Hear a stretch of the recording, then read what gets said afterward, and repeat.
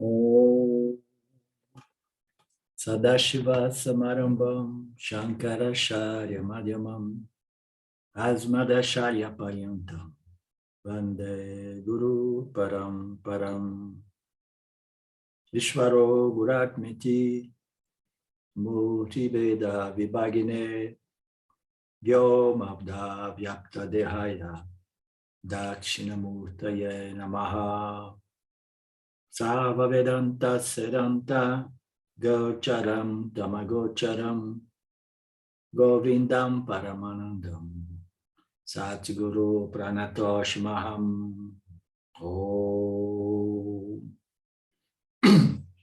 Om Shanti Shanti Shanti Om Namaste. Welcome to our Drsya satsang. We are beginning today on verse 18, and it says here in our English translation, it says that similarly. So let me read the previous verse so that we have the context, a bit of the context established. The Jivahood, meaning to say the entity called the Jiva, which is by nature limited and finite. Yeah? It says the Jivahood, which is finitude. Yeah? Jivahood is the nature, the limited and finite nature, intrinsic nature of every complex corporal mente, of every configuration of mind. Has the stamp saying like finite, meaning to say it has a date of fabrication and a date of expiration, like anything we buy in the supermarket. Huh? So the Jivahood, which is the finite intrinsic nature of the individual Jiva, appears in the world of Mithya, now appears in the world of duality. So what is this duality? This duality is what happens when the creature, the agent, the experienced entity comes, when Jiva appears and then finds Jagata. I mean, Jiva appears within Jagata. So when it comes into play and then has a mind or intellect to observe its environment, and then we have this situation. Oh, Claudio, all right. We have this situation. We have the superimposition of Jagata and Jiva Atma.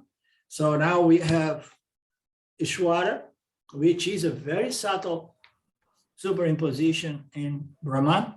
But now Ishwara grossifies the elements and brings about Jagata, and with Jagata, or simultaneously with Jagata, it brings Jiva.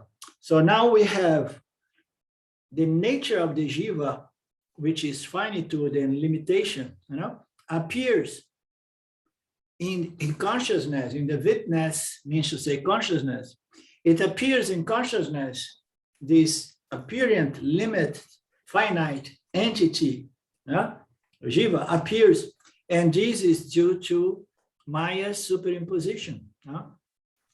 But once the veiling, once this beginningless ignorance is destroyed, or removed, or cancelled, or neutralized, it's a good word, it's just neutralized, light and ignorance.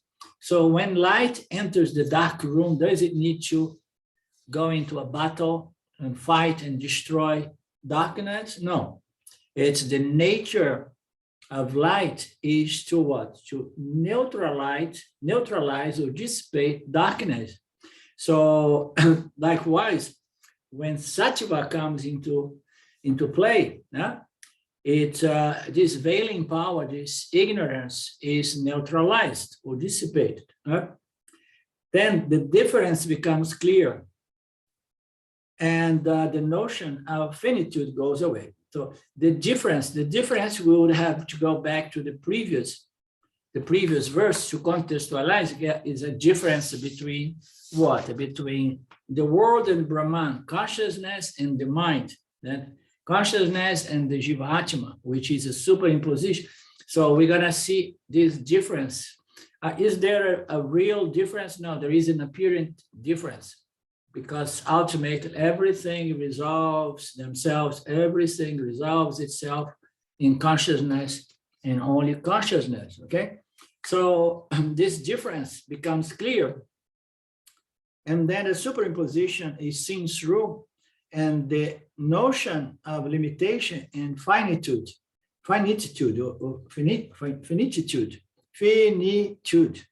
of the Jiva-Atma is resolved, goes away, okay? So it does no longer feel like I am finite, small, limited, and so on, because this Jiva, it claims his nature not as Jivahood. My nature is Brahmahood. So my nature as Brahmahood makes me a free from these notions, limiting notions, they go away. And then the verse of today says, likewise, similarly, the veiling power covers the distinction of the creation and reality. And due to its influence, reality appears as thought undergoing modification. So now we were looking at those two distinctions here that was mentioned in the previous verse. One is the confusion that brings about a distinction. One of them is this confusion between this inner subject confusion between consciousness and my mind and the ego. So there is a confusion. I superimpose my mind, my ego, my intellect on consciousness, and I believe that consciousness, conscious being, I am the ego, I am the mind, I am my thought, my notions. This is a confusion, a lack of discrimination that on the subjective level prevents us to clearly see that we are mixing up things here, okay? And then there is a macro confusion or external. One is an inner confusion. The other is an outer confusion. The outer confusion is when we see the world, the universe manifest with all the names and forms and colors, with all its objects. We think that it is matter and it is real. We believe that they have their own source of sat, of existence, of reality. We see the world, and then what happens? We don't see the substratum of the world, which is Brahman, which is consciousness, and on a little denser level, which is pure Sattva, or the Lord, the Supreme Intelligence, Ishvara. So we mix up inside, inner, and in the outer, we make this confusion. This confusion is done in both levels. The verse 17 was talking about the inner level, this nature of Jiva that appears as an individual, and it feels limited. And then later on, it understands that it's not the ego, it's not the mind, it's not the intellect, it's nature, is Brahman, is consciousness. And then that inner problem goes away. Okay. So now I understood. Now, how about the word? Because this Jiva-Atma, for as long as its karma is meant to exhaust, this Jiva-Atma still needs to live in this world. And then it has to understand as well the confusion that happens in the outer world, okay? In Jagata. In Jagata, so the Jiva is going to interact with Jagata. And it's the same veiling power is going to make this confusion. And then the clear distinction between Satya and Mithya on the outer world is going to be veiled. So what it means, so it sees things, see all objects, the entire universe, and then it is going to appear to be real existence. It exists and it's real, okay? And the only reality, in fact, is what? Is the substratum of these names, colors, and forms. The same way, what is the substratum of all ornaments of gold? It is gold, only gold. But when we see the ornaments, we miss the gold. So the nature, is goldhood. Goldhood is missed, and then we take the ornaments to be ringhood, hearinghood, as if they have a nature on its own, which is not the fact. So this is the confusion on the outer level, okay? On the objective Jagata level. The veiling power in the same way covers the distinction of the creation and reality. The creation is the manifestation of the world, okay? And the reality. So we believe that the manifestation of the world creation is real. And we miss the only reality, which what? Which is Brahman, which is the substratum of the world, which is consciousness in which this world comes from, from which this world comes from, and in which this world appears. You understand, Claudio? There is a flight or una zanzara. Yeah, exactly. I see you going like that. Maybe there is a flight. Wow, I see. It was. He wants to attack. Yeah, please stay with me. But it's all mithya. It's consciousness also. The mosquito is also. It's happening in you. Don't get confused. Don't give reality to the mosquito. Yeah. Okay. It's so easy, you see. Yeah. Let it suck some of your apparent blood so that it can keep its apparent existence or life.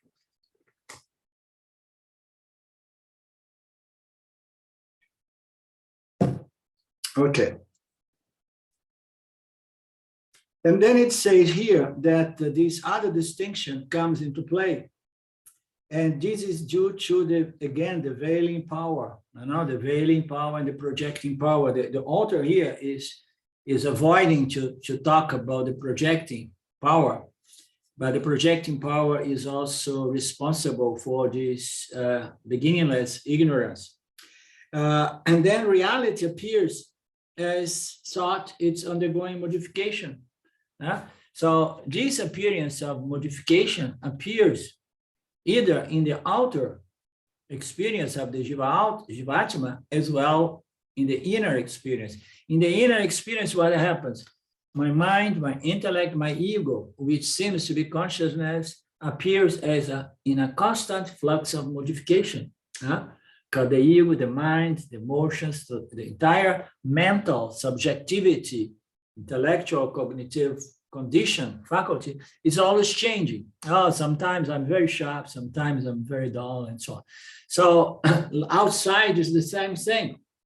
Reality, which is the substratum of this world, appears as if it is undergoing modification. I see, yes, the world is real, but it's all the time undergoing change, modification. So we see the modifications in Jagata, and we believe that those modifications apply to reality, really, the only reality, which is Satchitananda, which is Brahman, which is Paramatma, which is conscious existence, okay? Which is the nature of everything that once manifests as Namarupas appear as in constant flow of modification, flux of modification. So that's what this 18th verse, giving continuity to the verse, the previous verse say. Let's say and Swami Paramarthananda mentioned something a little bit intriguing here that made me curious. He says, like, here the author says that because the confusion is at two levels. We know what two levels are. The subjective and objective level. Subjective in relation to the jiva, objective in relation to the jiva. The jiva does not see the world for it is, and the jiva does not see consciousness for it is, because it superimposes the mind on consciousness, okay? So here the author says that because the confusion is at two levels, the revolution as well has to be done at two levels. Now, we understood that. We already mentioned it a little bit in the previous verse. First confusion is that I require, he said, first confusion, I require support. Okay, now I understood better the statement here. Okay, so the first confusion is that I, Atma, Jiva Atma, I require support. I require help. I require something to I can hold on to, count on to. I depend on so many things as we depend on support. Now I forgot the name. When you have a stick that you hold to walk. We need support. We grow older, we need to have support. So from early age, we believe that we need a lot of sticks and a lot of support. And this is the first confusion. That confusion is resolved by understanding that I am consciousness, okay? And this I am consciousness can be understood through Shravana and Manana, okay? So the confusion happens where? In the intellectual level, okay? Confusion is a lack of perception, of true perception, or correct apprehension. And then we make a mistake and then we confuse. It has to be solved on the intellectual level. So this confusion is resolved by understanding that I am consciousness. And this happens through Shravana and Manana. So it's interesting that the author here, I would say, omitted Nididhyasana. Very interesting. It's a Shravana and Manana. Why? Because Shravana and reflection should take care of getting or undoing this confusion on the intellectual knowledge level. On the knowledge level, just listening and reflecting, contemplating, and clear my doubt should take care of that. And then what is this so-called Nididhyasana? If I can take care of this confusion between my true nature and my apparent nature, I can take care of that through Shravana and Manana. So what does Nididhyasana serve for? So one thing is to resolve the thing on the intellectual level. Yes, Lynn, you are going to answer that? I was thinking that it is just living, the jiva living on that with the support of the knowledge. Yeah. Anybody else? Anybody can offer a better answer than Lynn? Claude, you are hiding there, huh?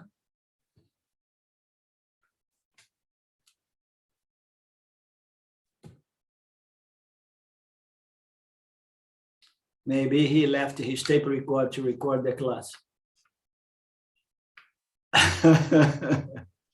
I'm there. It was only the sun, very hot here. So you changed your position. Okay. So we were talking about something here. Did you hear the last few things? Okay. So you have a better answer? No, okay. So anybody else has a better answer? Sylvia, does she have a better answer?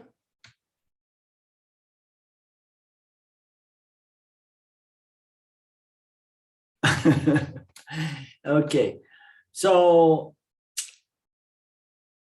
what happens here is that with Shravana and Manana, we take care of this ignorance because on the intellectual level, we see it, we listen and we contemplate, and then we clear our doubts until we are fully convinced. But our conviction is on the intellectual level, okay? And then what has to happen to this through Nididhyasana? So this conviction, which is properly established, a lot of people are on this level around Shiny World and maybe other circles. They have a clear knowledge because they have been doing good works and so on. But this knowledge has to become a knowledge on the emotional level. And the emotional level is the level on which you are put to a test. You're going to live your life interacting and then we interacting, we get in contact with the stimulus coming from my environment, and those are going to require a response, a reaction, and then by the nature of those reactions, we're going to understand if this self-knowledge or this knowledge that is firm and clear on the intellectual level, it has become also an emotional self-knowledge. You understand that, Elizabeth? Okay. So, and then it has to grow, and that is the purpose of Nididhyasana. So I want to open a parenthesis on this one, okay? Because so far, and because I found it interesting to say that Shravana and Manana, it's enough to undo the confusion, and then through Nididhyasana, we're going to develop, this solid emotional self-knowledge in a way that I do not respond emotionally from the perspective of self-ignorance, so that later on, a few seconds or a few minutes, I recover and I say, oh, I'm sorry, it was just a piece of ignorance. Up here, I'm okay, I know everything, I should not have had this reaction. So we want our life to come to a point that our knowledge and our reactions to the world are on the same page, okay? My knowledge and my life are in harmony, okay? So this is the emotional aspect of self-knowledge, which comes with Nididhyasana. In this verse, the author explains the confusion about the external world. When we look at the world,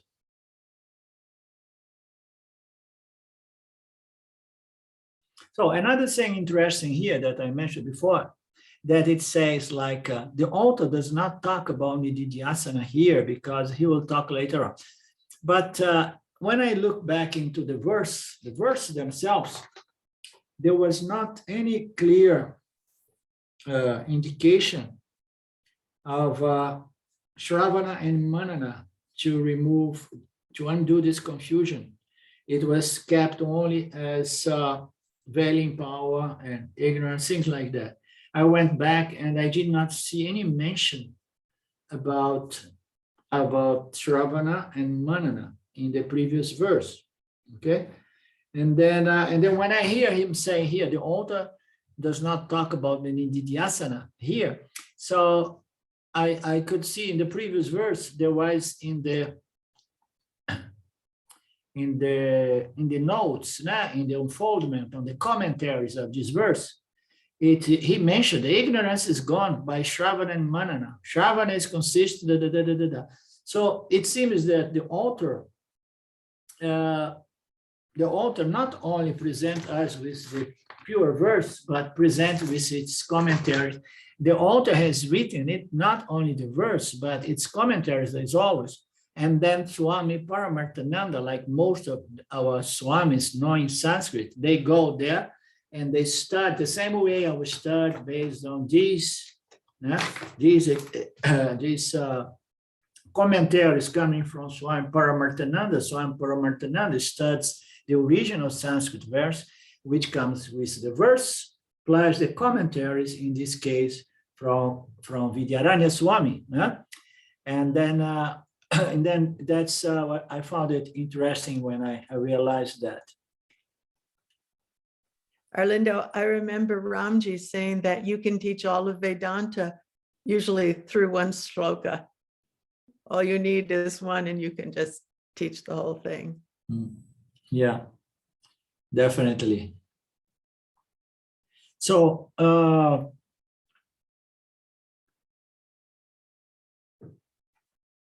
where am I? Here. Okay, so that's just something interesting. The ignorance, we are on the 18. In this verse, the author explained the confusion about the external world. When we look at the world, there seems to be one entity, but there are actually two entities. So these entities refers to Brahman and Ishvara Jiva Jagata, that can be put in one single package as Jagata, or the world, okay? So when we see the world, Jagata, but we don't see Brahman. So this is the confusion, this is the superimposition, this is just like inability to see that there are two entities there, spirit and matter. We see only matter, we do not see the spirit of everything, right? And they are kind of mixed together. When a desk is looked at, one is looking at two things, wood and desk and so on. But we mix up both. And then we think that the desk has its own nature, intrinsic, is varupa or substance. No? But no, the desk relies and depends on wood. Wood is its true nature. But just imagine that the desk, I mean, behind Lynn, there is not a desk, but there is a nice piece of furniture there. Just imagine that a piece of furniture begins to take pride of its namarupas. You know, no, I mean, you are just wood, like anything else, like everything else is wood. No way, I am this beautiful piece here and worth so much and so on. So that's what happened with us human beings. Huh? We get confused. And then we superimpose our namarupa and properties, and then we get caught up in maya, in samsara, and we suffer. Because of this confusion, the non-change Brahman appears as a changing phenomenon. The changes of namarupa have been attributed to the non-changing Brahman, because the non-change Brahman is not known. Very nice. Huh? Who wants to know the true nature of everything? Who wants to know the nature of the world as Brahman, the nature of God as Brahman? So only Lynn and a few rare souls in the world. It's true. Nobody comes to this kind of conversation. Everybody wants to know a sattva, a more subtle aspect, you know, of reality manifest so that I can keep up duality and keep experiencing something, you know, either on this dimension or other dimension, this local or other locals, but I want to keep my identity as an experiencing entity. So I want to know, oh, what is my nature in the fourth dimension, fifth dimension, sixth dimension? But the true nature of everything is Satchitananda, existence, consciousness of limitless nature, okay? So we don't see it. We don't see it in any realm. We will never see it unless we are one of these rare individuals interested to know the true nature of reality. This difference, it's not known to us because the Avarana Shakti covers the difference. Just so I jumped a few. The difference between it, which is now, which is the substance, is not known to us because the Avarana Shakti covers the difference. Because of this confusion, the non-change Brahman falsely appears as a changing phenomenon. The changes of Namarupas have been attributed to the non-change Brahman because the non-change Brahman is not known. So that's where I had stopped. It's not known. It's not known. Okay, and then I want to know Brahman. I want to know consciousness. Okay. And then when people get to understand that it's the most simple, the most self-obvious and self-evident thing, but yet cannot be touched, felt, heard, seen, you know, and tasted. And then person says, no, this is too vague, this is too abstract. I want something more tangible. Otherwise, to me, it's not real. It's just fantasy. Okay. Why? Because it's so subtle that people think that we drink ayahuasca like many other people around here in Brazil, and then we start tripping. You know, not only the change of Namarupa, of the Namarupa world have been falsely transferred to Brahman, but the substantiality of Brahman has been transferred to Namarupa as well. So this is what we call, let me make sure that I'm interpreting it correct. Not only the change of Namarupa, the name and form, the change that have been falsely transferred to Brahman, but the substantiality of Brahman has been transferred to Namarupa world. Once the substantiality of Brahman has been transferred to the non-substantial Namarupa, the hollow Namarupa world is mistaken to be substantial and real. Okay, so he's talking about, we know how to superimpose the world to Brahman, to reality, because we don't see Brahman, the only reality. We don't see Satchitananda pervading the entire world. We superimpose the world as the only reality or true reality. And then it says that Brahman is also transferred to the world. To all Namarupas, they are transferred by Brahman, but the world is mistaken to be substantial and real. So why the world is not substantial and real?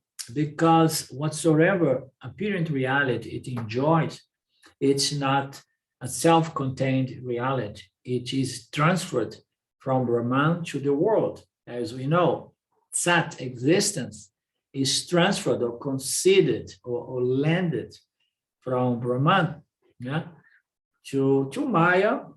Maya pass it on to Ishvara, Ishvara pass it on to Jagata, Jiva.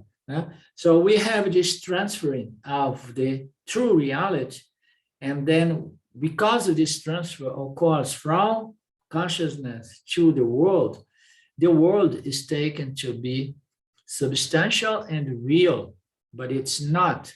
That's what it means by superimposition of Satya and Mithya. We know that we often say a mutual superimposition between Satya and Mithya. Mithya to Satya more often we do, but then we also do from Satya to Mithya when we attribute true reality to the world without noticing the reality belongs to Satya, Brahman, consciousness, existence, which is apparently transferred, okay, apparently landed to the world, so that the world can enjoy what Sat, as far as the physical, material, inert world, and then Chit, as far as the Jiva Atma, which are reflectors of consciousness. When that mistake happens, I decide to lean upon the non-substantial world. So when this mistake happens, when I superimpose Satya and Mithya, and I see Mithya as real, what I see, oh no, the world is real. The objects, they look good, they sound good, they taste good, they feel good, and I need them so that I can be safe, secure, and fulfilled, satisfied. So when this transfer happens, I start leaning into the world, to find protection. Transfer the whole. When that mistake happens, I decide to lean upon the objects in the world, believing they have substance, they have true nature, true reality, but they are not substantial, meaning to say they have no intrinsic nature. They are just apparent superimposition. What is a superimposition? It's a projection, but some projections, at least here in this level of density, it's projected and it does not disappear right away. A human body, it's a projection, it's a superimposition that it takes long time to fade. Not only, it tends to grow for some time and then start fading. It is a very slow motion projection. So some other projections, some people say in other locus, they are much more instantaneous. You project and then it goes. And then you say, no, I do not like that, project it again. But this is projection from the standpoint of the Jiva Atma, leaving its subjectivity on some of these locus. It's not really the realm projected by the Lord Ishvara. Although all these esoteric topics are subject to a lot of discussion, but they are irrelevant to self-knowledge and true freedom. Therefore, Vedanta never touch mysticism or exotericism. Right, Isabella?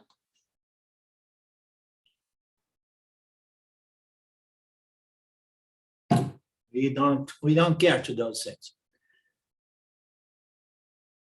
So we know that the world has not true value, true substance, true nature. It borrows its nature from Brahman. We know that the source of all reality lies in Brahman. Therefore, I'm not going to attach myself to the world because they don't really contain what I'm looking for, which is true peace, love, security, and satisfaction. It is similar to sitting on the non-substantial chair of cardboard. So Swami Paramarthananda often presents this example, and Lin most probably knows it. He presents like you go in one of these shops, and then you see some furnitures, and then you see some nice chairs, but never sit on those, never use those, because they are made out of cardboard. Okay, they redo it. They made cardboard just to, in India, they don't have much wood left, so they have to create fake furnitures on the vitrines. They say never sit on that cardboard chair. It looks good, but it has no intrinsic chair wood. It is just an appearance. If you sit there, you're gonna break your neck or break your back.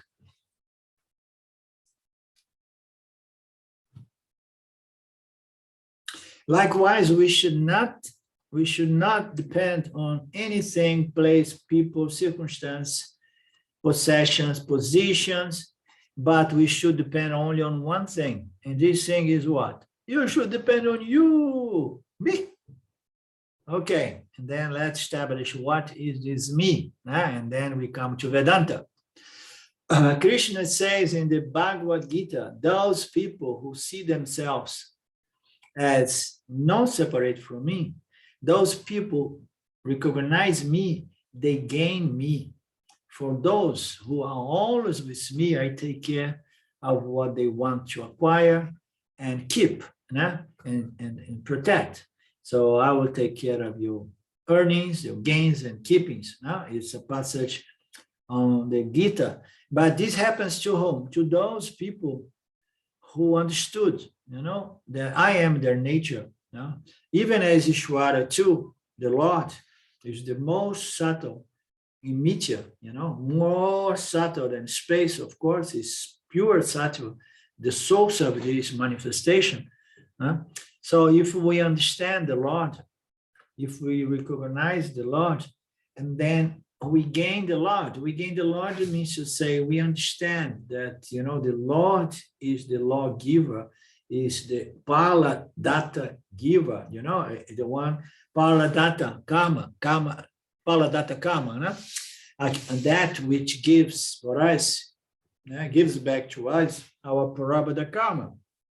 So he established the world, he sustained, and by its laws, it provides us with the results of our actions so that we may connect the dots and begin behave in a mature way in order that we can grow and in due time maybe, be free from this cycle of coming and going to samsara. So we should never, and then in Bhagavad Gita, it says that I will take care. If they recognize me, they gain me. So they gain me in the sense, so you understood that I am here, the totality of everything. I am the cause, the intelligent cause, and I'm also the material cause, and I am the totality of the universe. If you understand me, you gain this knowledge, and then you understood that you are integral part of my macrocosmic body, and then you have the chance to understand in due time that your nature as Jiva Atma, in my nature as Ishwara Atma is Atma. Our nature is Atma. We share the same nature in Brahman as Brahman. For those who are always with me, firm in this knowledge, I take care of what they want to acquire and what they want to keep. Yeah? So this is a very, very intriguing passage in the Gita. I have a student who became a friend of mine. And at a certain point he said, and he was so much into Gita, so much into Vedanta, that he did not want to do his other jobs. He did not want to take care much of work, business, because he was a provider of a family of a wife and 2 children. You know? And he was losing the interest. Yeah? And then one day he opened up a little bit with me and he said, and I knew that his wife was not happy with this Vedanta thing. I know because a lot of wives does not like me, you know, in general, you know, because they see there is a change happening here, and with some exceptions. There is a change happening. And also some husbands, when the person is the female person, the husbands also say, oh, this is bad influence, you know, what is this thing? You are changing, and you are not relying on me, you are not dependent on me as before. There is something I don't like about this Vedanta thing. Yeah? But this friend of mine came to me and said, okay, so I have been doing so much work. I am studying Vedanta. At the time, I told him to take once a week a class of Vedanta within our small Sampradaya in Brazil. I'm teaching the Gita. I'm doing all this studying and researching. And when is Ishwara going to take care of my needs here, of what I need to gain and keep? When is Ishwara going to take care of this? You know, because the bills are piling up, and a lot of things, and there is other problems here. When I'm going to be, you know, revered by all of you? When is Ishwara going to take care of me? So what you would answer to someone who tells you that, Claudio? You start sharing a little bit of Vedanta, how you would answer people about that? I'm curious. I just thought, now I ask Arlindo what he says, because and then I'm sure I think would have a good question to give. I couldn't find a good answer. Lin should have a good answer. In a way, I think this is the answer that everyone, because you know, at the beginning the people want, in a way or another, they want always to manipulate reality. So, you know, so they want always to know how to manage what is concrete. But I think that you have to stay in some sort in your duty. And then this is my thought, this is my idea. You have to stay in your duty. You cannot leave everything from one moment to another. And little by little, you commit to Vedanta. You start, you know, with Vedanta, and little by little, the change is not immediately visible. It comes little by little, and I think that there is a point when you win the lottery ticket. I don't know, but there is some grace that comes. No, I don't believe in that. Of course not. It's not a question of money. I believe much more in the fluidity of money, not the accumulation of money. You know, I think that Ishwara will take care about it, but it's all karma, I think. So it will come. For everyone is different. So I think here it doesn't mean that it's immediate. You know. I think it's. That's a good answer. So let's see if anybody else has a better answer than Claudius. I do not believe my answer is any better, but from a different perspective. Yeah. that when someone says to Ishwara, come on, fix this for me, please. Actually, Ishvara has provided, I mean, in this situation, his wife to nag him, to get him to do karmas, which are his duty. You know, Ishvara is providing the whole field. So in essence, it's giving him all the tools, you know, just, but I don't think he understands the nature of karma. Yeah. And or vairagya. I think he misses what vairagya is all about. I was surprised because he was teaching the Gita in our group. But anyhow, we learned the most teaching, you know. And when he asked me this question, immediately he was a little bit regretful and repentful and said, "Oh no, sorry, I already know the answer. I should not have asked this stupid question." But anyhow, there are many levels we can answer, look into this, and in which way Ishvara takes care of its devotees. Okay, so the devotees are full of desires and aversions in regards to objects of the world. You know, when we start knowing Ishvara, which is the creator, okay, and understanding, you know, this relationship with Ishvara, what happens? So your desire for things is going to grow into a desire for God, a desire to know more and more, because you understand that your mind is being pacified, okay, through this relationship with the Ishvara, now in the light of the scriptures. Okay, so your mind is going to purify, your primary instrument is purifying. And then if before you had a bunch, a huge number of desires, aversion, when you see you're going to be desiring less, desire less, desire less, desire less, and then Ishvara would say, okay, I told you that I was going to take care of all your desires, okay? And now you see, you only desire me. You know, you have no desire for world because gradually you purify, you understood, but yet you have to do your duty, as Claudio mentioned, you know. But at that point, the duty was already converted into worship, into actions with that Karma Yoga spirit, which is no longer doing things to gain things, but it's allowing Ishvara to do things. In that way, Ishvara is taking care of your earning and keeping as well, because you're dedicated. There are many levels we can look, but it's a beautiful answer that we could do an entire satsang on this passage of the Bhagavad Gita from different levels.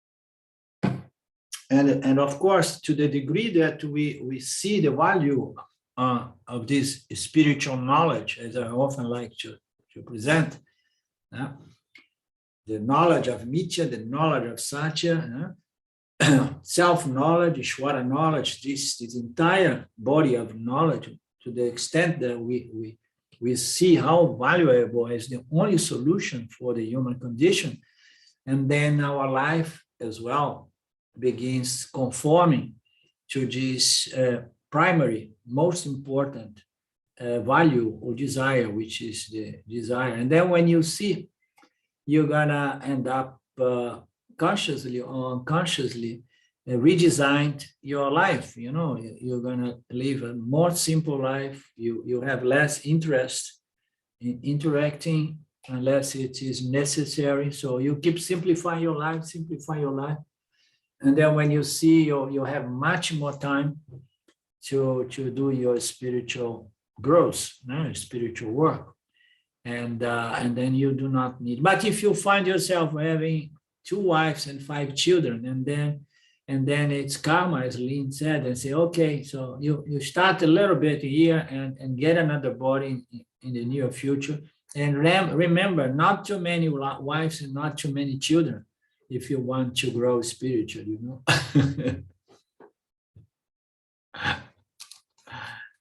This is the friend of mine who came to me. I met him in my early satsangs before Vedanta. And then one day he came to me and say, hey, Naga, he called me Naga. Naga, you know what? My wife is pregnant. And he was so much into spirituality, but he was having already a lot of difficult karma with one wife and one child, and difficult economic difficulties and so on. And he comes to me and tell me, my wife is pregnant. And he was expecting me to say, hey, congratulations. I looked at him and said, oh no, man, I can't believe it. One more child. I couldn't control myself. I had enough intimacy now. I mean, to explain myself. So, man, what are you doing? One more child. I mean, he did not get offended because he was my student at the time.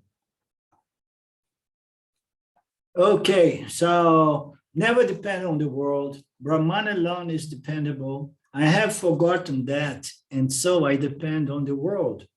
That's a mutual transference of attributes of Brahman and the world and the world to each other. So the mutual transference, the Brahman to the world to Brahman. This transference means, or is synonymous of confusion. This transference needs to be sorted out. And then I can continue to see the world with the understanding that the world is hollow. They talk a lot about hologram. The world is hollow, meaning to say it does not have much substance, does not have true nature, does not have what we are searching. It's hollow. Very nice. Handle the world, handle the hollow, handle the hollow world. Live in the hollow world with the understanding that the world is hollow. There is no essence, there is no true nature, there is no true value in the world. Whenever the mind seeks security, it should remember these teachings that again and again our scriptures present to us. Did you notice that Vedanta is boring? Because the concepts are the same. I find myself again and again, unfolding the same teachings. I don't get bored because fortunately it comes dressed up as different, but it's the same. And we listen to it again and again and again and again. Okay. Whenever the mind seeks security, it should depend upon Satchitananda, Brahman, Satya. Otherwise, life will be an eternal struggle. It's going to be a source of trouble, struggle, pleasures, some pleasures with a lot of pain and conflict. Unfortunately.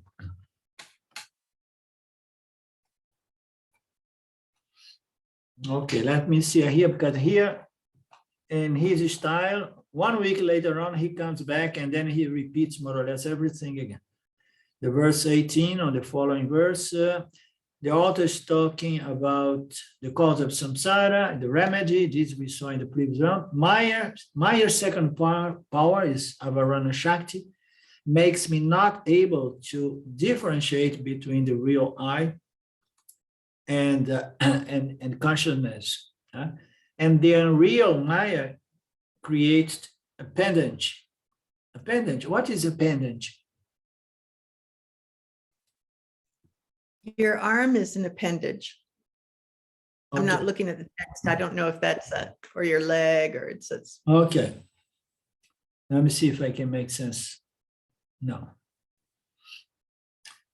Maya's second power is Avarana Shakti. It makes me not able to differentiate between the real I, which is consciousness, and the unreal. Maya created extension of this I, which is the ego, okay? So this Avarana Shakti, the second power of Maya, does that as we know. I like to review this because here and there he presents things with a different twist of words. Vikshipa, let me look into Vikshipa here. Because Avarana Sakshi is being blamed, but as we know, Vikshipa is there as well, hand in hand with Savarana, creating confusion. So Vikshipa Shakti is beautiful and useful because it is responsible for the creation of this world. That's where it comes, this beautiful ignorance, how you say? Beautiful, intelligent ignorance. So it is beautiful, yes. It projects this world. The world is hollow, and but it appears to be dense, substantial, and real, and it's due to Vikshipa, but it needs Tamaguna. It's in need of a runner. But Vikshipa is beautiful here. It's said to be beautiful because it projects this beautiful world, and projects also our physical body, our subtle body, and so on. So we honor a lot to Vikshipa. Maybe that's why they blame Avarana more than anything else. If we do not have the body and the mind, if we do not have the body and mind, we will continue to exist, but will exist as consciousness, the original seer. The seer, now I remember we are doing Drsya, we talk about seer 3. So we will see, if I don't have a body and the mind, I will exist, but I will not be there to know that I exist, because as we know, consciousness is not a knowing entity. But it is the original, the absolute, the true seer. I'm not a creation of Maya. The other seers, the universe, the mind, the sense organs, and Shagata, it's all byproduct of Maya. I'm the only principle which is above or beyond or before Maya. I'm not a creation of Maya. And I remain uncreated forever. That's beautiful. Maya creates everything, and my status, it's another beautiful feature of consciousness, the uncreated. How about that, Claudio? This is very nice. I have to remember it more often. Who are you? The uncreated. It's a beautiful introduction of the self. Maya Shakti has given me the body-mind complex, which is very useful to me. Otherwise, consciousness will remain without the instrument for transaction. I cannot see the world. I cannot interact with the world. I cannot enjoy anything. And I cannot even claim that I am consciousness. So, if there is not a knowing entity, I cannot claim I am consciousness. And then it's very intriguing. So you know what it means? That means that consciousness is beyond self-knowledge and self-ignorance. That's the truth. We say that consciousness is self-knowing, self-luminous, but consciousness is beyond self-knowledge and self-ignorance. Self-knowledge is only possible when the self appears as the reflected self, the Jiva Atma, and suffer from ignorance.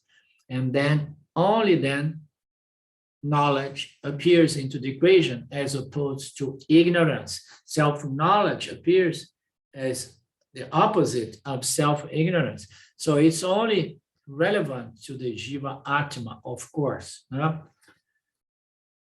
So as I Shakta, I will remain without any transaction. I will not be able to interact, and I cannot even know that I am consciousness. So again, consciousness is beyond knowledge and ignorance. Consciousness is not a knowing entity. We say that consciousness is self-knowing, but not in the sense that we experience here, okay?